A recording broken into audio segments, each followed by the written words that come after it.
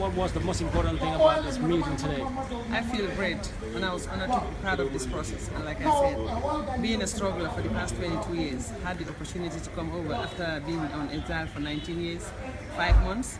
I was pleased and happy to be part of this celebration, which happened last weekend.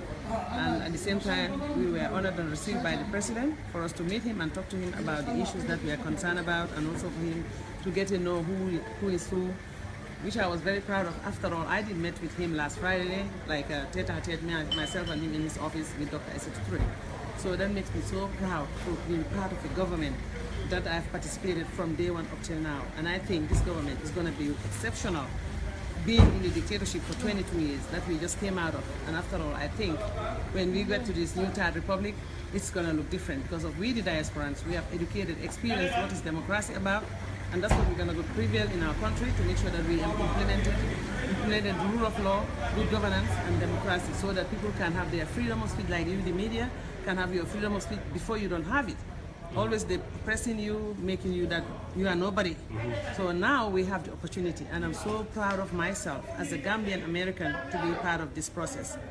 Thank you very much. After so many years, how do you feel today? Like, I think that my own experience with my exposure made me the best person to educate my people in order to make sure that they have that ideas, that ideologies that I have, with the mentality to make sure that they be aware of what their rights are in a country.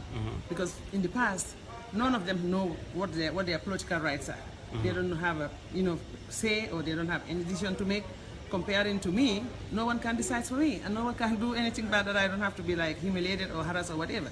I do step up for myself, and I do stand on my grounds. Anything happens, I have to take care of it on my own to make sure that it's done on the right way when it comes to rule of law, good governance, democracy. That's what we needed in this country. There will be no more dictatorship here. There will be no more tyranny in this Gambia. Anyone who's thinking of dictatorship, you must be kidding yourself. You better go back to the barracks, stay there, and what you have to do, police officers take care of the city, do their job right, then officers, politicians take the politics and go to the parliament. That's what I'm expecting in this new government. And I'm sure that if they do wrong in the new government too, we're going to be going after them like we did to Yaya Jammeh. And also, we've seen a video you and the ex-vice president having a little issue. Can you just tell us a little bit about what happened? I just said it like a couple of minutes ago. The issue was this: I was chatting with girls who were taking pictures with me, that they always follow me on Facebook with my morning show, Yewulen Nan Cafe program.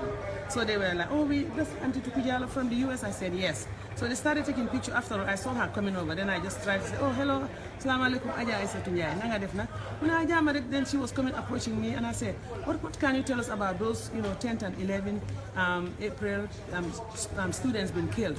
Then she started approaching me, trying to touch me. I said, "Please do not touch me, Bulmalal." He was trying to tell me that, she was in her office, this, that, and that. I said, "Don't touch me, please." I just stepped back. I've never insulted her. I've never assaulted her by touching her or do anything. I lived in the States that if you assault somebody, you have to be prosecuted. And I never touched her body, so that's an assault. But I've never insulted her either. That's an insulting her indirectly, which I've never done. I don't insult elders. I don't disrespect elders. I was trained, and I have morals in me. I have respect. I have tradition that I follow. Even though living in the States doesn't make me change, I still have my values, my morals and everything in this country that I belong to. That's why when I came back, I felt so fitted in it. So, and I didn't have anything that I'm scared about.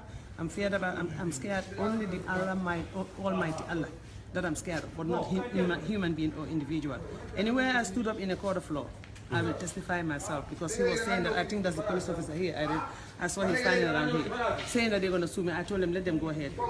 Because before you sue me, you should have a grant. If you suing me, it means you suing yourself. Because there are pending issues that we need to discuss about this 10th and 11th April that we need to be taken to the courts. So that's what I have to say on that issue. And I wanted to assure the people on social media that there are different controversies, which is not right.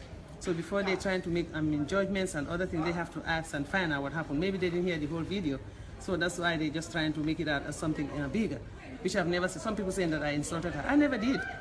I don't insult elders. At least she's my elder, and she was my former vice president too. So when it comes to asking questions, I have the right to ask. It wasn't bad. That's it. Thank you very much.